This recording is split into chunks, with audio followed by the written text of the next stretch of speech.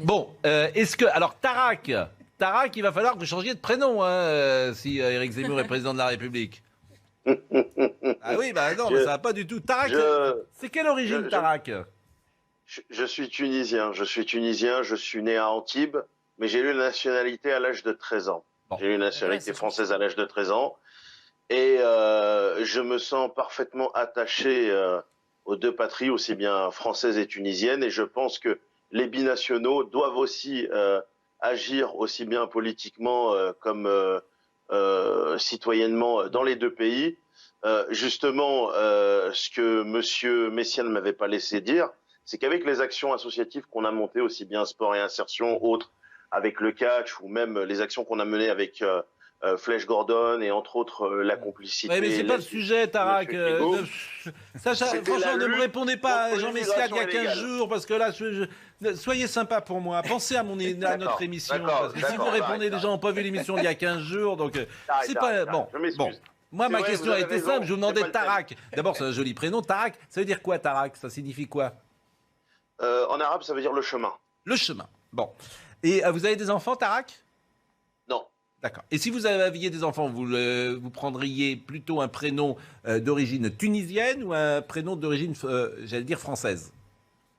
Déjà, quand on a des enfants, faut déjà assumer de les éduquer. Alors, pour l'instant, j'ai pas ce souci-là, j'ai même pas envie d'y penser. Pour l'instant, vous savez, j'ai envie de penser à sauver mon quartier, à sauver le problème que rencontre Paris et la crise que va futurement rencontrer la France. D'accord. Et c'est vraiment grâce à vous aujourd'hui qu'on peut avoir cette voix, et tous les riverains, Monsieur Pro, vous remercie. Ah, bon, bah écoutez, je les salue, tous les riverains du 18e et 19e arrondissement. Vous nous avez apporté, je crois, des vidéos de ce qui se passe, parce que en fait, c'est invraisemblable. Franchement, si j'étais courageux, j'en parlerais tous les jours. Tous les jours, je dirais, voilà ce qui se passe dans le 18e et le 19e, que fait l'État, jusqu'à ce que ça cesse. Franchement, on devrait faire ça, tous les médias devraient faire ça. On ouvrirait tous les soirs, et croyez-moi, ça changerait. Parce qu'à un moment, le ministre, il appellerait, il dirait, non mais ça va, ils en parlent tous les jours. C'est là le principe de déni ou non de rêve. Mais bien sûr. Alors, montrez-nous les images et commentez-les peut-être les images que vous nous avez apportées. C'est ce jardin des Halles que vous connaissez. Depuis le 17 mai, date à laquelle les consommateurs des drogues ont été évacués de Stalingrad pour être transférés provisoirement dans le jardin des Halles, la situation s'est dégradée. La mairie a ensuite décidé d'évacuer les toxicomanes et de ça. Voilà. Donc ça, c'est des nouvelles images. Hein. C'est pas les images de la semaine dernière. C'est des nouvelles images avec des campements installés. Enfin, c'est invraisemblable. Enfin. Je veux dire, mais ça, c'est invraisemblable. Ce pays ne marche pas s'il n'est pas capable de résoudre ce problème. Un pays qui est au G7, 67 millions d'habitants, 15 millions d'habitants en Île-de-France, 2 millions à Paris, et 400 personnes à peu près arrivent à mettre à genoux un pays qui est au G7, la 5e, 6e puissance mondiale. C'est quand même assez grave. La crise qu'on rencontre, c'est une crise qui est due aux conséquences de la crise sanitaire. Tout le monde avait dit que les conséquences psychologiques, dont stupéfiantes, se verraient. On en a les résultats. On est en train de vivre une crise que j'ai déjà vécue à Montréal et à New York. Et la toxicomanie, l'ultraviolence qu'il y a là-bas, on est y arrivé, on est aux prémices de cette crise. Il faut évacuer déjà dans un premier temps le pont Riquet. Monsieur le préfet de police, Didier Lallemand, lorsque vous laissez des riverains faire justice eux-mêmes, il y a un défaut justement sur votre mission, il y a un vrai problème, il y a un vrai problème juridique. Monsieur Didier Lallemand, vous nous aviez dit que c'était l'affaire de quelques jours. Aujourd'hui, on est à 60 jours. Rappelez-vous que quand l'esplanade de la mairie de Paris a été occupée, elle a été évacuée en un jour. Le parc Citroën en face de la préfecture de région a été évacué en 2 jours. Nous, aujourd'hui, riverains, on est torturés et on vit dans le bruit, dans les urines, dans les viols, la saleté. Hier, j'ai pas pu dormir. Je vis dans un hôtel social où vous entendez clairement les toxicomanes en train d'hurler « Aya, Craquignou, Booster, Sturi, donnez-moi, donnez-moi, donnez-moi ». On n'arrive pas à dormir. Avant, il y avait des animations latino dignes des soirées Diego Del Paso ou encore Hugo Pérez, mais maintenant, voilà, tout ce qu'on a aujourd'hui, c'est j'entends Tarak. Moi, j'obligerais les ministres, faudrait aller les faire dormir là-bas. Franchement, c'est... Qu'est-ce que dit le préfet, alors? Ben, le préfet, il dit rien. Qu'est-ce qu'il dit, le préfet? Il dit que ça va se régler dans les 3 jours. Et... Alors évidemment, quand tu n'es pas concerné, c'est facile. Quand tu vis dans les beaux quartiers, c'est facile. C'est facile de quoi faire. Je dis que les ministres, ils sont pas sur le pont Riquet. Franchement, c'est pas bien. Franchement, qu'est-ce que dit le préfet? Il dit rien. Il dit rien. Il y a un conflit entre Anne Hidalgo et le préfet.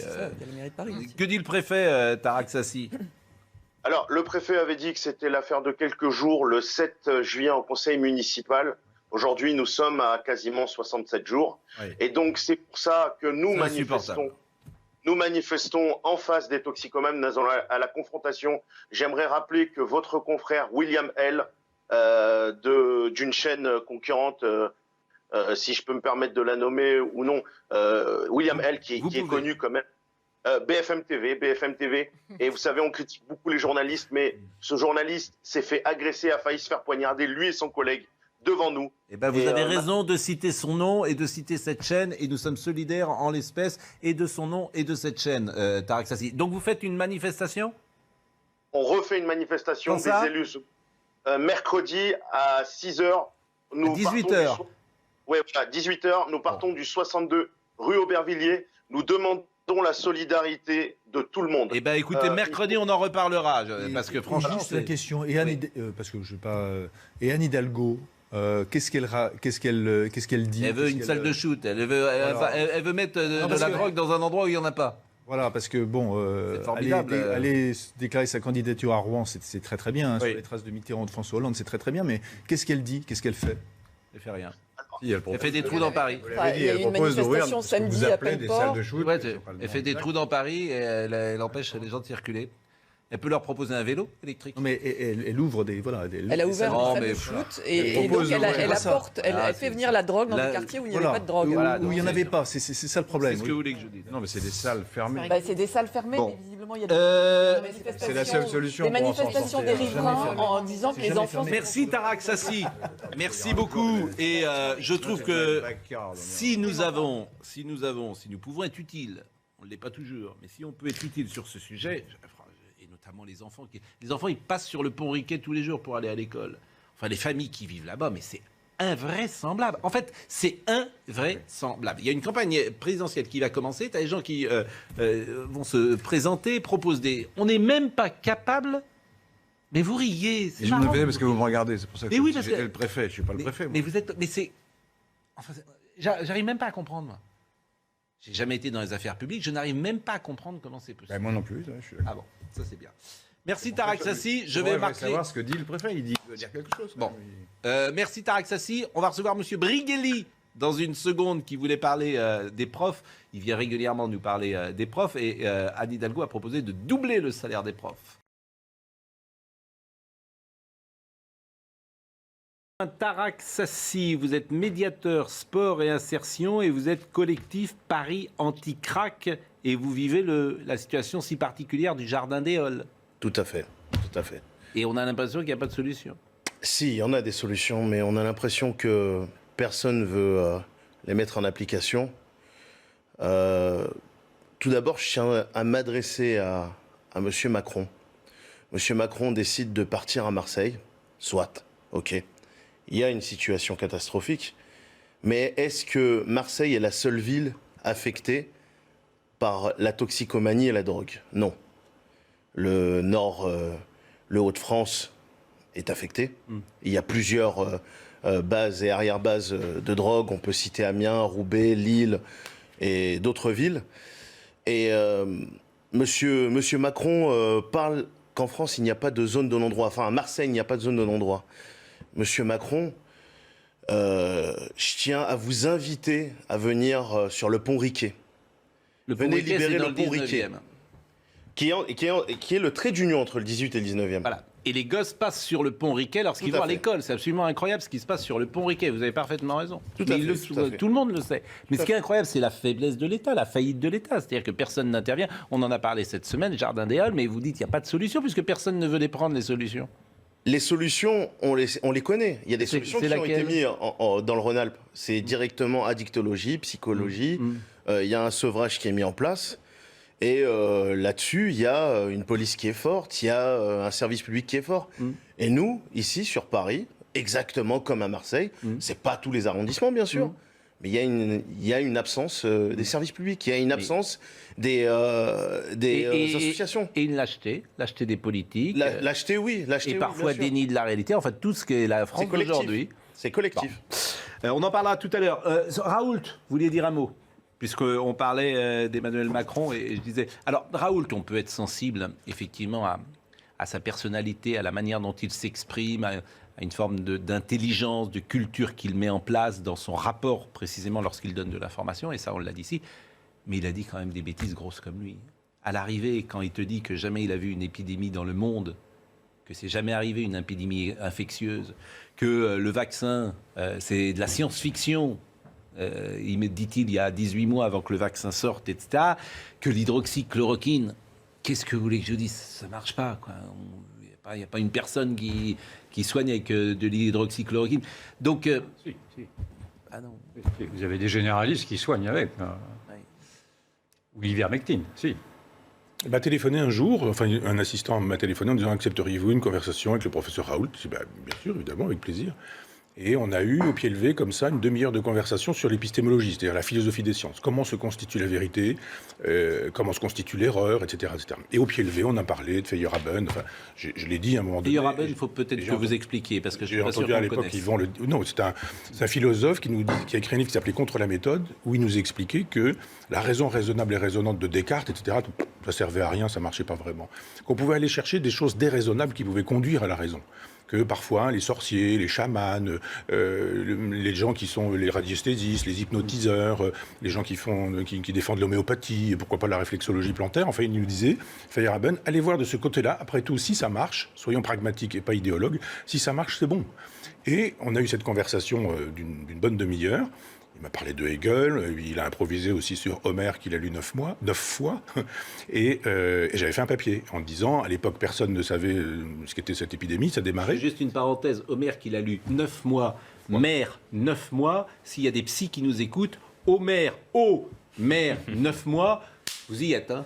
Oui. Là, franchement, en psy, vous y êtes, hein, pour une lacanienne. Franchement, vous y êtes. Je referme juste la parenthèse. Pas dit de bêtises. Non, mais je ferme juste la parenthèse là-dessus. Ça dure 9 mois. Oui, mais mais c'est pour ça que je vous dis ça. Voilà. Alors donc, il y a un moment donné où Descartes dit bon, quand on est vraiment perdu dans la forêt, il faut prendre un cap et on en sortira, on finira par en sortir. C'est ce que fait le professeur Raoult au départ. Alors il nous dit voilà, il y a ce médicament, moi je le connais, je l'utilise, ça marche, etc. Je dis allons-y. Et puis il y avait aussi quelque chose qui m'a plu, c'est ce petit peuple qui était derrière lui. Il y avait les chauffeurs de taxi qui klaxonnaient au pied de son hôpital, il y avait les videurs de poubelles qui classaient. Moi j'étais très ému quand j'ai vu ces images-là. Et nous aussi. Et puis il a dit, il a continué sur ce chemin-là. Il y a un moment donné où il faut savoir dire, quand on est un disciple de Feyerabend, peut-être me suis-je trompé. Et à un moment donné, il a dit, ça ne va pas faire plus d'accidents, de victimes que les accidents de trottinette sur la planète. Il l'a dit. Et à un moment donné, on peut lui dire, vous l'avez dit, que vouliez-vous dire ? Était-ce de l'humour ? Le réel vous a donné tort ? Est-ce que, quand le réel vous donne tort, vous changez de réel ou vous changez d'idée ? Il se fait que, effectivement, alors là, pour le coup, ça n'est plus l'épistémologue, ça devrait, mais c'est l'homme qui a du mal à dire, oui, j'ai peut-être commis quelques erreurs. Il en a commis d'autres. Il a dit, par exemple, il n'y aura pas de seconde vague. Et à chaque fois qu'il y a des vagues, il nous dit, non, c'est la même. Je veux bien, il nous fait voir un schéma, on voit 4 vagues, et il dit non, vous croyez voir 4 vagues, c'est juste une même vague qui se propage comme ça. On entend bien l'argumentation, et on a juste envie de lui dire, mais reconnaissez que vous avez pu vous tromper, ça fait la grandeur d'un homme de dire qu'on s'est trompé. Et puis, restez cet homme que vous êtes, c'est-à-dire chercheur,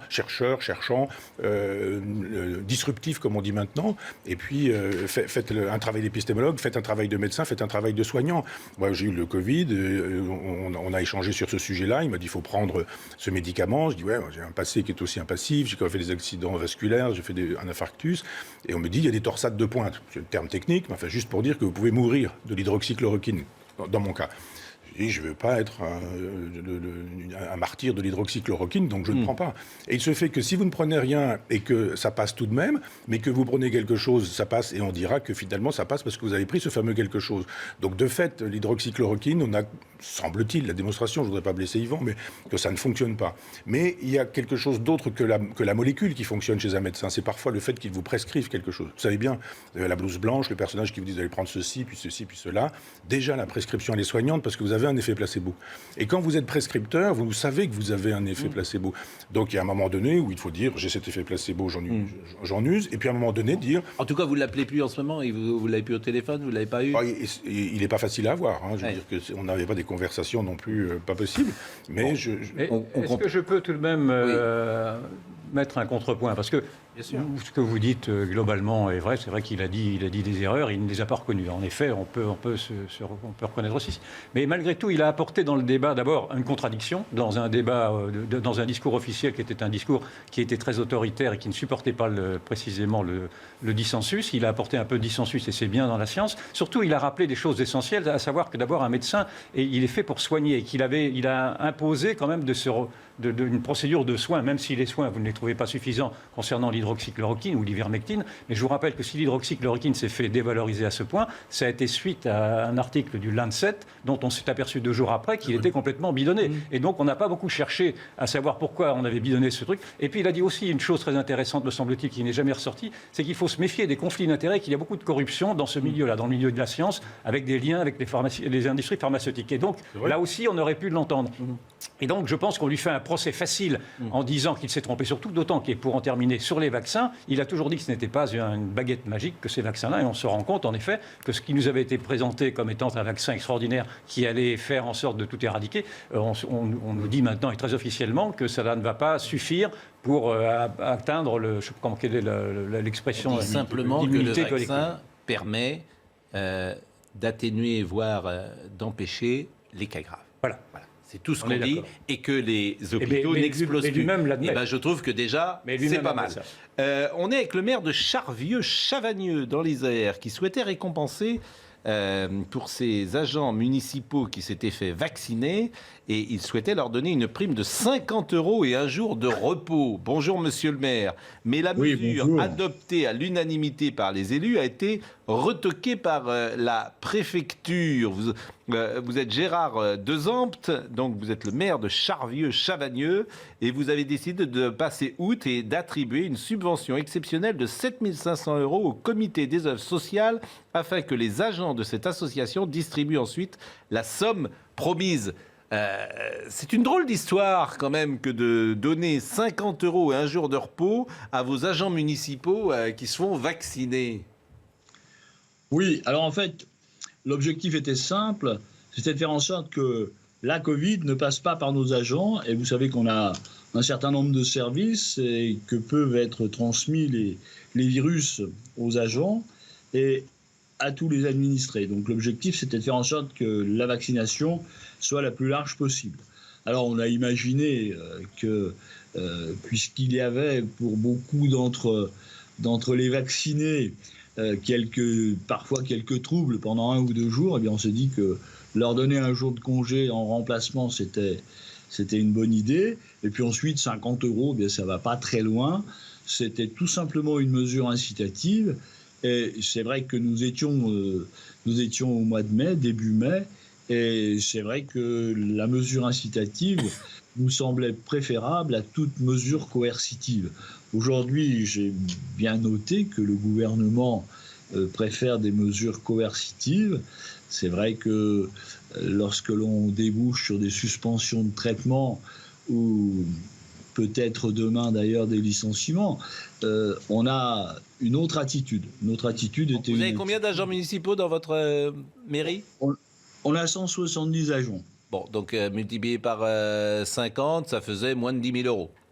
Ça faisait moins de 10 000 €, et quand on fait des comparaisons, aujourd'hui je viens d'apprendre ce matin que nous avions envoyé 1800 soignants dans les dom-toms entre les Antilles et la Polynésie.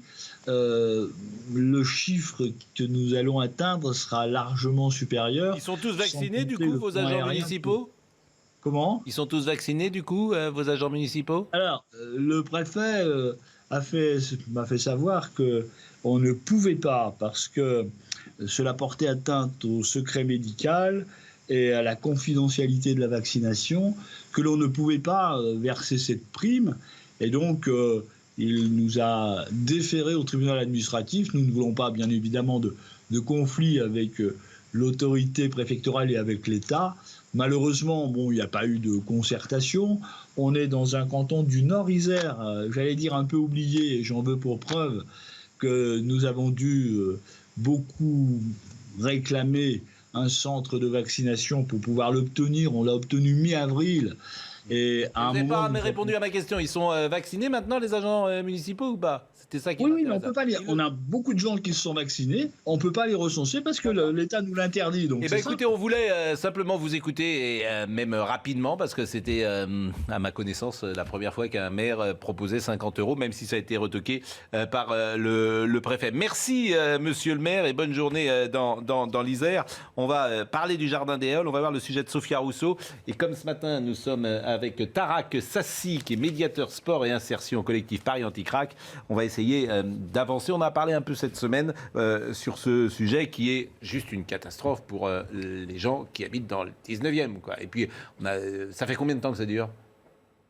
Le début de la crise sanitaire. On a démissionné totalement. Je suis médiateur sport insertion, médiateur politique de la ville. Oui. Je fais partie de ces gens justement qui enquêtent ce genre de situation, qui préviennent ce genre de situation. On a travaillé en collaboration avec la région, la préfecture. Et puis vient cette crise sanitaire. Nous, bien sûr, on nous envoie au charbon. On est sur des contrats précaires. Pendant la crise sanitaire, nos contrats finissent. Beaucoup de mes collègues et moi-même sommes dans des situations mais graves. Au lieu justement de nous laisser en action et de faire ce qu'il faut, maintenant on se retrouve avec des zones de non-droit. Et ces zones de non-droit, elles sont dans le 18e, dans le 19e, dans le 10e et dans le 20e. Non mais c'est l'enfer. Alors on va voir le sujet de Sophia Rousseau. C'est vrai qu'il y a un conflit aussi entre le préfet de police qui ne souhaite pas de salle de shoot et Anne Hidalgo qui veut des salles de shoot. Si vous me permettez, je vais même vous dire que les riverains sont les otages d'une guerre politique. Mais bien sûr, mais vous avez parfaitement raison. Vous avez parfaitement raison de le dire comme ça. Il y a une guerre politique et c'est les riverains qui trinquent. Le sujet de Sophia Rousseau. Anne Hidalgo propose des nouveaux sites liés à la prise en charge des toxicomanes. Le premier, dans le quartier Pelleport, dans le 20e arrondissement de la capitale.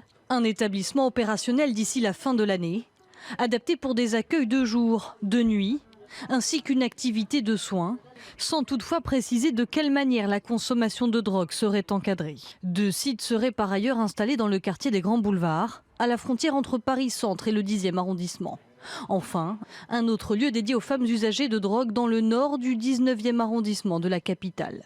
La maire de Paris propose également de faire évoluer des dispositifs de soins existants dans le 18e, un arrondissement déjà très fragilisé par la présence actuelle de toxicomanes. On nous annonce des quartiers comme Pelleport, Grand Boulevard ou autres, et d'autres endroits dans le 18e et dans le 19e, mais ce sera forcément autour d'habitations, ce sera forcément autour de grands passages. Notre première revendication, c'est d'avoir des centres qui soient hors des milieux urbains. On parle de problèmes sanitaires, il y a des gens qui ont la lèpre, il y a des gens qui ont la gale, il y a des gens qui ont des blessures qui gangrènent. La ville de Paris ne compte jusqu'à présent qu'une seule salle de consommation à moindre risque, dans le 10e arrondissement de Paris. Si les professionnels de santé et la mairie dressent un bilan positif, les riverains, eux, dénoncent des désagréments quotidiens. C'est terrible parce qu'on a l'impression que ce type d'incident, d'événement va se reproduire partout. Ce qui se passe là, ça se passe maintenant à Nantes, ça se passe à Marseille, ça se passe en fait dans énormément de villes où la sécurité des riverains n'est plus assurée. Ça, c'est des choses nouvelles qui n'existaient pas il y a 20 ans en France. Et vous voyez cette discordance entre cet État qui en fait des tonnes. Exactement. Pour traquer des braves gens et qui ne fait rien, des braves gens, enfin pour ceux... Oui, bien sûr. Vous comprenez ce que je veux dire? Je parle du Covid et de cette politique sanitaire et qui ne fait rien pour justement préserver une politique sécuritaire. Voilà, bon, la démonstration est faite. Donc, bien sûr, c'est encore du théâtre, c'est de la poudre aux yeux. Oui, vous avez parlé de guerre politique tout à l'heure et j'ai trouvé ça intéressant. Je me suis demandé si on ne peut pas aussi parler de politique du thermomètre cassé. C'est-à-dire que quand on voit cette situation depuis un certain nombre de mois, que se passe-t-il à chaque fois? Ces gens-là, ces toxicomanes, sont déplacés, mais spatialement, géographiquement. Donc on voit un problème, on dit là il y a des toxicomanes qui sont tous dans tel jardin, jardin des Halles, et la solution qu'on apporte c'est de dire on va vraiment les déloger, comme si ça allait régler le problème, alors que ça va juste régler le symptôme local que dans tel jardin il y avait des gens, mais ils vont se déplacer, ils vont aller ailleurs. Et on voit bien que sur les salles de shoot aussi, je pense, c'est un dispositif qui est assez intéressant, qui est essayé dans toute l'Europe, qui est essayé en Suisse, dans d'autres pays. Mais l'idée de dire que les salles de shoot vont être au cœur même de la ville, dans les centres-villes, ça me semble être contradictoire. Parce que les salles de consommation à moindre risque, ça a précisément pour but de dire que bon, des gens sont toxicomanes, c'est très très dur de se sevrer de drogue dure comme ça. Donc on se dit, on va leur permettre de le faire, mais dans des conditions où ils ne vont pas pouvoir nuire à autrui, où ils ne vont pas pouvoir être agressifs, notamment après. Et ce dont témoignent les riverains, c'est que je crois, c'est que quand les salles de shoot sont en centre-ville, eh bien les gens sortent de la salle de shoot juste après, et ça ne change rien en fait au problème. Et notamment à Strasbourg, il y a une salle de shoot. Comment ça va évoluer ? Pour Strasbourg ou Paris.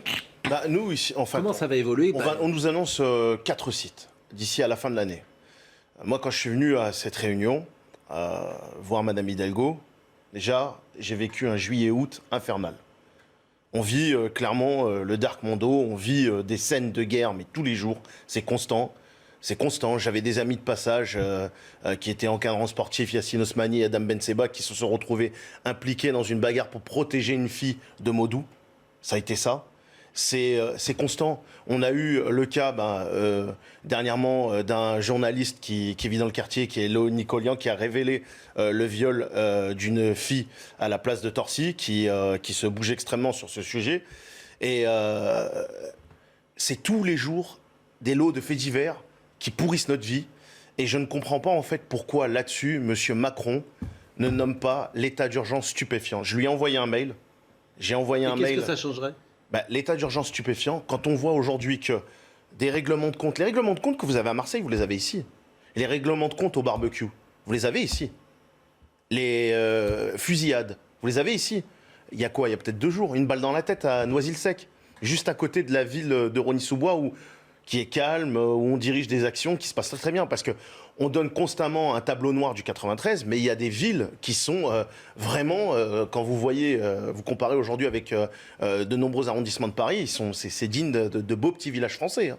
C'est des beaux petits villages français, vraiment, c'est apaisé comparé à ce que vous avez dans le 93. J'ai fait venir des gens de Sarcelles.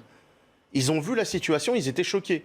Et pour en rajouter, on avait quelqu'un de Marseille qui a vu ce qui se passait et qui était totalement choqué. Moi, j'ai l'impression qu'on est en train de découvrir ce qu'est la drogue en France depuis 10 jours. Avec la séquence Marseille, alors qu'elle existe depuis des années. Mais les trafics, ce que vous dites, les règlements de compte, et comme si les médias ne s'étaient pas beaucoup intéressés ou peu intéressés à cela ces dernières années. J'ai l'impression en fait qu'on vogue sur des phénomènes de mode. C'est des phénomènes de mode. Donc, il y a eu telle personne, il y a eu tel truc, alors que c'est constant. Notre mois de juillet-août a été un mois infernal. Mais ça, c'est peu présent dans les médias d'une certaine manière. Cette réalité-là, moi, je l'ai peu vue, juillet-août. La réalité Covid, elle a pris le pas. Et Monsieur Véran, Monsieur Castex, Monsieur Darmanin, Monsieur Macron ont voulu faire du tout sanitaire. Mais on oublie les fondamentaux. Et les fondamentaux, c'est quoi ? C'est la sécurité. La sécurité, déjà, il faut arrêter de dire que c'est des valeurs de droite. C'est des valeurs universelles des droits de l'homme. Quand on demande la sécurité dans un quartier ou là où on vit, c'est un acquis des droits de l'homme. C'est pas quelque chose à demander. C'est pas un luxe, quoi. C'est pas un luxe. La lutte contre la précarité, parce que la précarité aujourd'hui, c'est le terreau de la toxicomanie. Vous avez de plus en plus de gens qui ne retrouvent pas de boulot après cette crise sanitaire. Vous avez des commerces ruinés. Ces commerces ruinés, ils servent de squat aussi à des toxicomanes. Parce qu'il faut savoir que vous avez une concentration sur le pont Riquet, mais Stalingrad, c'est reformé. Jaurès, c'est reformé. J'ai une pensée aussi pour mes amis de Plume 75, pour Rosa Parks, Porte d'Aubervilliers, Porte-la-Chapelle. Rien n'a changé. Non, mais c'est l'enfer. Mais et ça va, les gens ne se rendent même pas compte. Ça va jusqu'à la porte de Clichy au tribunal. Mais les gens ne se rendent pas compte ce qu'est la porte de la Chapelle, ces quartiers-là. Et à chaque fois que tu veux en parler, tu es dans le déni de la réalité, et notamment dans l'espace médiatique. C'est ça qui me fascine. L'espace médiatique ne veut pas aborder ou peut aborder ces sujets-là. C'est un mystère, d'ailleurs. Il y a des raisons.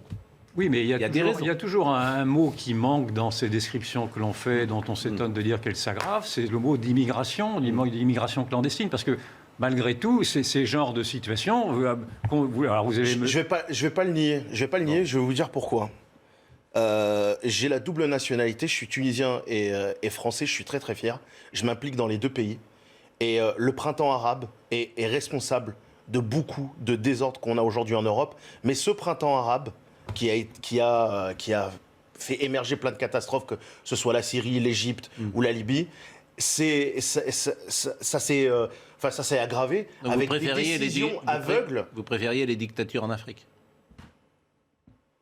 Pourquoi nécessairement dire je préfère les dictatures en Afrique ou quoi que ce soit? Vous comprenez bien la provocation de ce que je vous dis, mais le printemps arabe, c'était un mouvement démocratique. C'est un mouvement démocratique mais en même temps, c'est intéressant. qui a été, excusez-moi du peu, ça a mal tourné, et puis ça a été beaucoup influencé de l'extérieur. Et maintenant, les Tunisiens, ils demandent si on pourrait revenir à l'époque de Ben Ali. Pour vous dire, mais c'est un autre débat, encore une fois. Oui, non, mais je retire ma provocation qui était un peu idiote. Cette liberté, justement, qu'on a amenée, ça a amené beaucoup de pauvreté, ça a amené des réseaux de trafic clandestin. La situation qu'on vit ici, elle est pire en Italie. On a vraiment un problème européen. Et là, je veux dire, appeler l'Union européenne à agir aussi bien sur Paris qu'en Italie, à Bruxelles ou dans d'autres villes de France, parce que j'ai cité tout à l'heure beaucoup de villes du Hauts-de-France, et j'aimerais bien que M. Xavier Bertrand, avant d'étaler des beaux bilans, se concentre sur sa région. Compiègne, Creil et bien d'autres villes qui sont censées être des villes calmes, c'était des plaques tournantes du crack et de la cocaïne, parce qu'il y a la proximité avec la Belgique. Michel Onfray. J'aime beaucoup cette émission parce que c'est passionnant parfois. Mais ce que vous entendez est formidable, parce qu'effectivement, c'est ce qu'il faut dire. Si on veut faire un vrai travail philosophique plutôt que d'être dans la moraline en disant c'est pas bien, etc., etc. Pourquoi se drogue-t-on? Qui se drogue? On a eu Dr Millot tout à l'heure, et puis cette Toubib que vous avez eu aussi tout à l'heure, qui nous disait mais regardez l'état psychique des enfants, regardez l'état psychique de la France. C'est la France entière. Pourquoi y a-t-il tant de drogue? Pourquoi y a-t-il tant d'alcoolisme? Pourquoi y a-t-il tant d'anxiolytiques, d'antidépresseurs, de somnifères? Dans quel état psychique sommes-nous? Et de fait, quand on voit les images, moi j'ai vu à la télévision les images qui passent et qui nous montrent qui se trouve dans ces zones de crack, c'est impressionnant. On imagine que ce sont des gens ce que dit Yvan, c'est-à-dire qui quittent leur pays, qui arrivent là, vous ne parlez pas le français, vous n'avez pas d'argent, vous n'avez pas la possibilité de faire vos besoins, de vous laver, de vous doucher. Qu'est-ce que vous allez faire? On ne le dit pas, mais tous les passeurs, qui se passe d'ailleurs très bien, ça se passe très bien pour les passeurs, qui sont des gens qui font des fortunes et qu'on protège d'une certaine manière. Ils envoient au casse-pipe ces jeunes-là, ces jeunes personnes qui arrivent là. Comment vous faites quand vous êtes pauvrissime dans une société de consommation où tout se paie? Si vous avez besoin d'aller faire vos besoins, il faut de l'argent pour aller faire vos besoins dans des sanisettes ou des choses comme ça. Tout se paie. Vous n'avez pas d'argent. Qu'est-ce que vous faites? Vous arrivez à cette drogue-là, vous devenez addict. Donc évidemment, la dictologie, c'est fort sympathique, mais si on ne touche pas aux causes qui font qu'un jour quelqu'un se met à se droguer et puis qu'ensuite il devient addict à la drogue, on n'aura rien. C'est-à-dire c'est un projet de civilisation. C'est pas seulement qu'il faut envisager. C'est pas seulement de donner une enveloppe. Macron, il arrive, il dit voilà, j'ai des milliards, on va régler le problème. Mais bien sûr, il dit pas ça justement. Non, mais il refuse de dire cela. C'est ça qui est intéressant, c'est que vous-même vous reprochez à Macron ce que vous disiez tout à l'heure que les journalistes font lorsqu'ils parlent d'un bouquin, c'est que vous déformez vous-même ce qu'il a dit. Je ne déforme. Ou alors c'est la télévision qui déforme. Il a quand même dit ça un peu. Non, il a dit ça, c'est pas ça du tout. Il a mis en cause les élus locaux précisément. Il les a montrés du doigt. Donc 1,5 milliard quand même. Il distribue, mais il dit pas j'arrive avec de l'argent. Vous voyez, pendant 3 jours précisément, il a dit ça sert à rien de distribuer. La différence d'arriver avec des milliards et de dire je n'arrive pas avec de l'argent, c'est dû en même temps. Il donne de l'argent sans en donner. Je ne veux pas être dans la position de celui qui le défend. Vous voyez, mais non, vous pouvez pas dire ça. C'est ça qui est drôle. Mais bon, on n'a pas parlé de Marseille justement. Je voulais peut-être, alors est-ce qu'on a le temps de le voir? On va peut-être pas voir le sujet, mais on va voir des images au moins de Emmanuel Macron à Marseille. Il a rendu hommage d'ailleurs, ça a fait parler à Carlito, McFly et Carlito, mais ça c'est tout à fait anecdotique. Comment vous avez vécu vous ça ne l'est pas du tout. Pas trop. Vous trouvez que c'est pas ça, c'est l'image d'André. Vous trouvez que c'est pas anecdotique? C'est pas du tout anecdotique. Ça répond d'ailleurs à cet engouement que vous prêtez à Emmanuel Macron. C'est qu'Emmanuel Macron a institué la dépolitisation. C'est-à-dire qu'aujourd'hui, avec cette politique du care, du soin, etc., de l'État Mama, et avec cette Carla et ces 2 youtubeurs qui ont été promus comme étant la conscience du président de la République, on se rend compte qu'on est au plus bas que terre dans la politique et que la politique ne fait plus de politique. Elle s'occupe de l'immédiateté, elle s'occupe des soins, elle s'occupe de nous prendre la température, etc. Mais elle ne fait plus de politique. Et alors naturellement, cela suscite un certain engouement pour ceux qui en ont marre effectivement de la politique, mais c'est un socle fragile, son socle là. Il se met dans la situation d'être giflé. Elle se met vraiment dans la situation d'être giflée quand, dans un même moment, il fait l'éloge de ces 2 youtubeurs et en même temps, il dit Samuel Paty, qu'on utilise un petit peu comme ça dans la foulée.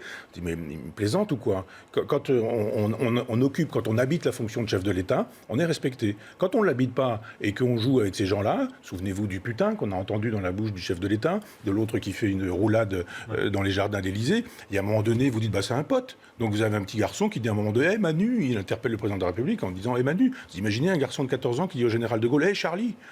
Et quand on habite la fonction, effectivement, il se passe autre chose, et autrement. Et de fait, quand on dit, il faudra, et là, c'est ainsi une vaccination obligatoire, on peut être écouté et entendu. Là, il est, excusez-moi, je reprends le mot, mais décrédibilisé. Il travaille à ça, c'est superbement d'ailleurs. Il y a 2 éléments. Il y a la communication politique, savoir quel est le registre de langue qu'il emploie, comment il se comporte, etc. Mais je pense que sur cette affaire de McFly et Carlito, il y a quelque chose, à mon avis, un peu plus grave. Premièrement, il y a une forme, je dirais, d'insulte à la jeunesse, que d'estimer que les 2 représentants qu'on va trouver de la jeunesse en France, je ne veux pas du tout leur manquer de respect, ni à McFly, ni à Carlito, mais enfin, je trouve que la jeunesse mérite d'être représentée autrement. Deuxièmement, et je suis d'accord avec vous, cette forme de fausse dépolitisation. Quand même, si on revient à l'origine de ça, c'était une vidéo de commande passée par Emmanuel Macron à 2 youtubeurs pour faire soi-disant la promotion d'un sujet non politique qui était vaccinal et sanitaire, mais en fait c'était tout à fait politique.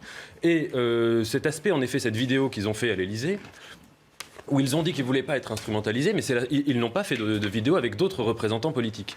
Donc il y a une forme, dans l'usage qui est fait par le gouvernement Macron des youtubeurs en général, et d'ailleurs pas que McFly et Carlito, il y a beaucoup de ministres qui ont fait venir des youtubeurs à droite et à gauche, etc., soi-disant pour faire des interviews sympathiques ou des dialogues apolitiques. Il y a premièrement un manque de respect envers la jeunesse, et deuxièmement, en fait oui, une forme de mauvaise foi dans l'idée du... Alors, pour vous faire réagir, parce qu'on est déjà extrêmement en retard, regardez Emmanuel Macron lorsqu'il a imité l'accent marseillais hier.